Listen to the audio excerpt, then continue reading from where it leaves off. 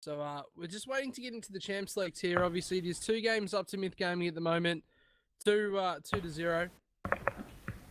And both matches have been pretty dominating displays. So we are going to see Myth Gaming on purple side this time. So we'll have to see how they adapt having the second pick this time around. We'll have to see how picks and bans go. We'll have to see what goes on. But yeah. So what are your thoughts on this one, Chad? Right before we even get into champ select.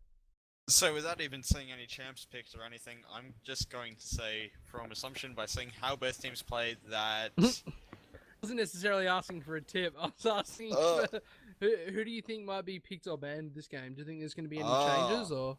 That's really awkward. I'm hoping to see the Lee Sin come out. I really like seeing both these players play Lee Sin.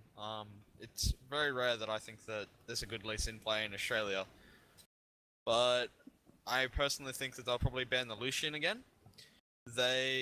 Obviously Jimmy's going to first pick Thrush again, because they've done it both games. And they'll probably just focus their picks around top and jungle first.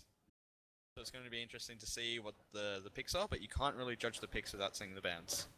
Yeah, definitely. So we'll have to wait and see. I mean, I hope to think that they're not just going to give away their first pick again with a Thresh.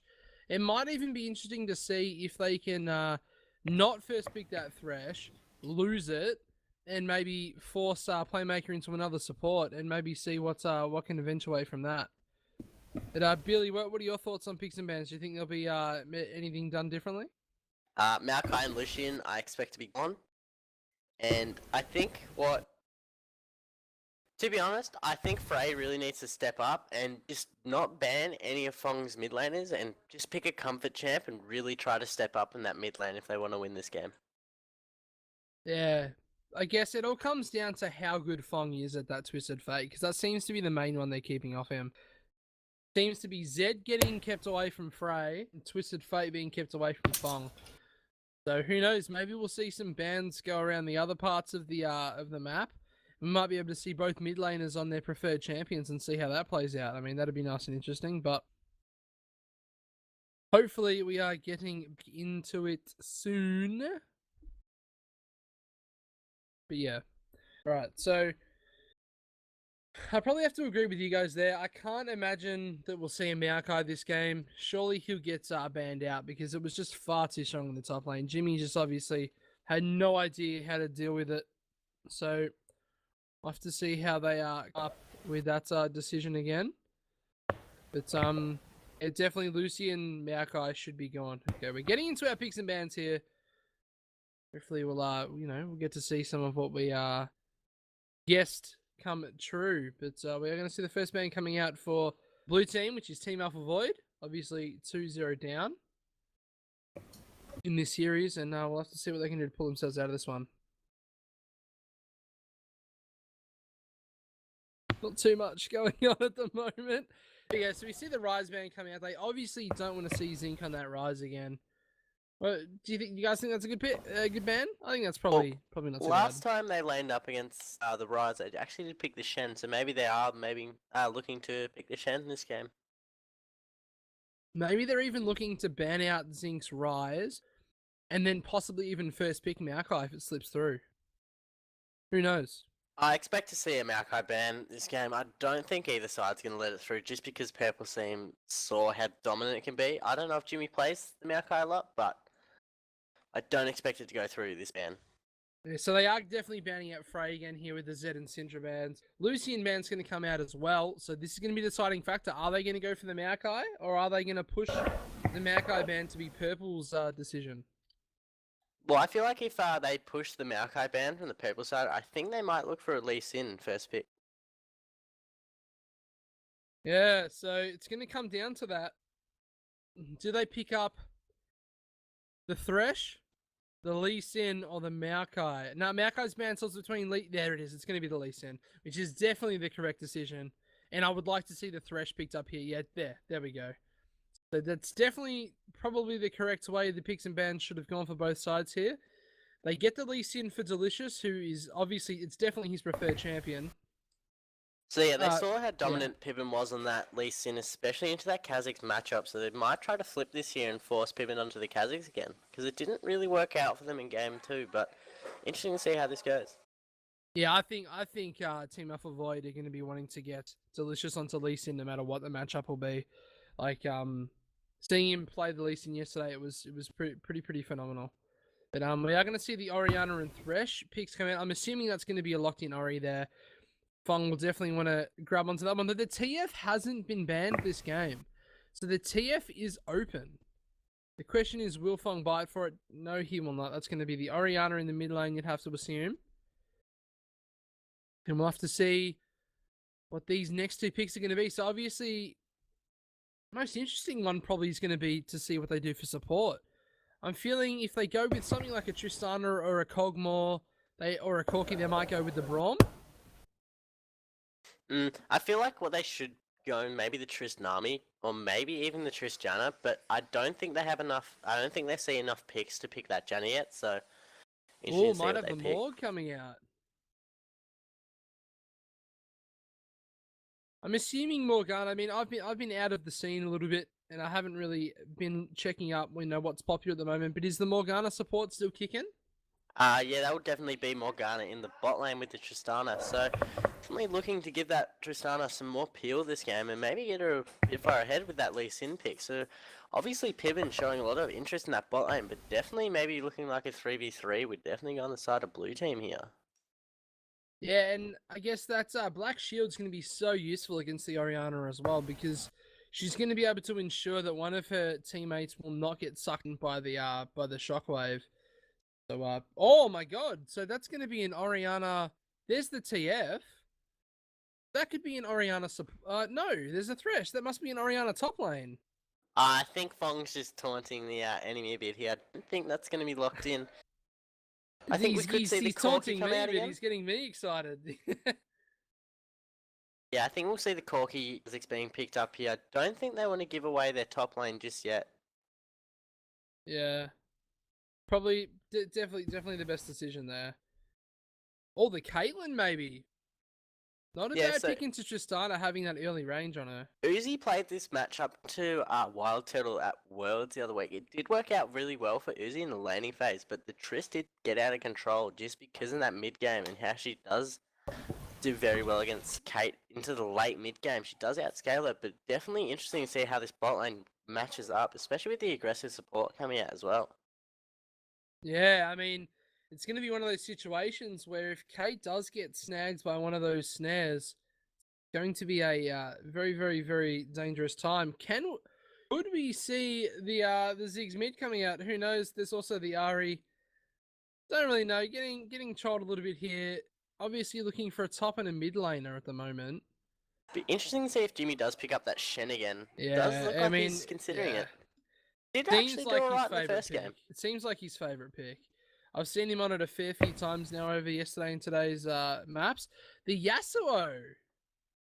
No, I was Ooh. expecting this pick. I was waiting for that Yasuo to happen. Alistair top. Oh, I'm bring glad out that something happened. a bit different.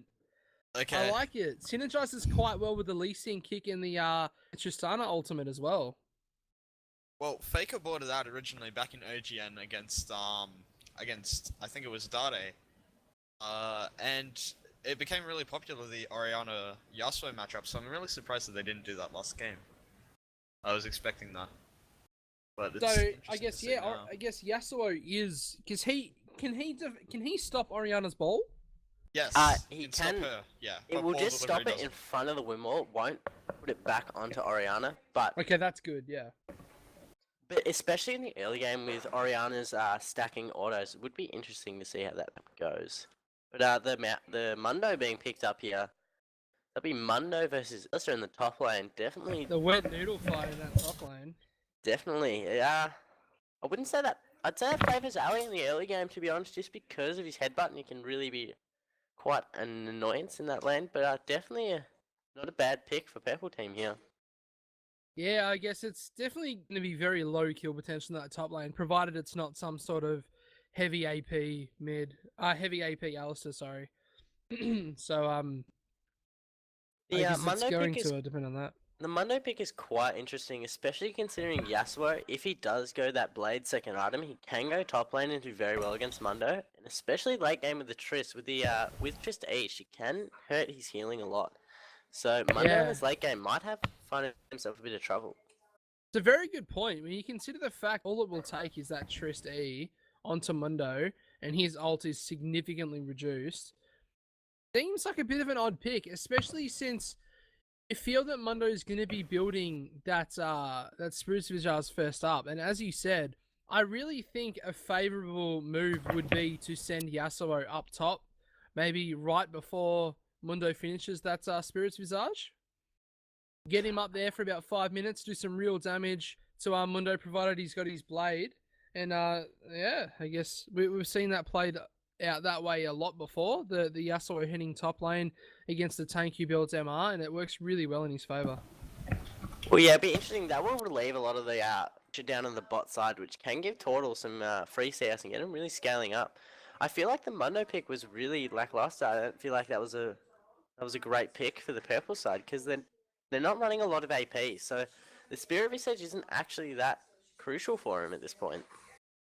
I guess, yeah, it's one of those things. There's not a lot of AP for him to build it against, but it is seen as a core item. So I guess it depends what he chooses to do. You're completely correct. It might just be straight into the Omen, straight into a Thornmail type deal, but I guess we won't know until we see. Especially with the Morgana as well, considering she can lock him down and really set him behind, even with that speed buff. If he gets put behind and they can just card it out, it's going to take a long time for him to get back up to that fight. Yeah, but we're going to the lane by lane kind of breakdown here. But obviously, Billy, a bot lane specialist here. What are you thinking the bot lane will go like here in this game? The Kate definitely has the advantage early, especially with the aggressive support there, with the Morgana counteracting that. But I expect Kate just to be up at least 30 CS at around 10-minute mark, just because of the range and because of the fact she can shove him in and really harass him down. You could have opted for the sustained support there, like a Nami. Did go with the Morgana for the peels, but they don't really have a lot of hard CC, so the Morgana might struggle to find a use for that Black Shield. Yeah, definitely. So moving on to mid lane, we obviously already had a chat about that mid lane. We know that's obviously the Yasuo has been picked up against that Orianna a fair bit lately, and it's kind of working out. So we'll have a look into the jungle and top matchup. So again, Chad, pretty much the same on the first game we did today with that Lee Sin Kha'Zix. Are you expecting to go the same way with the Kha'Zix coming on top? No, I reckon Lee Sin played to the best potential, which I think Delicious has the capability of doing. Then he should just carry this game. Sorry. No problem. Yeah, So, yeah. That is what you said the first game. Yeah, my mistake. Well, me and Billy, when we draw, we run Yasuo Lee Sin, and it's a terrifying combo to do. And even the other day, Ambition and Impact were running Alistar Yasuo as well, and those three together are just terrifying for the enemy mid to verse. Yeah, a lot of tankiness, a lot of damage, a lot of CC, a lot of everything, really, isn't it? So we'll have to see how it goes down. And obviously, that top lane matchup, there's not a lot to be said about that, is there? It's just that wet noodle fight, the Mundo versus the Alistar. Not too much can go on there. And yeah, we'll just have to wait and see how it plays out, really. Yeah, an interesting point to mention is that Orianna does have very little mobility in that mid lane, so it will be interesting to see if Delicious does put his focus around there. Yeah, I guess they can get a lot of deadly ganks off there with the high mobility of Yasuo and Lee Sin against, as you said, such a slow opponent in Orianna. Especially since even around 6, if Yasuo uses that wind wall correctly, he can kind of really block any chance Fong will have at getting a good shockwave off. So, yeah, it's all going to come down to a lot of little skill matchups, I feel. But nevertheless, we are getting into it here. Loading into to Summoner's Rift. Hopefully I'm not lagging again, guys.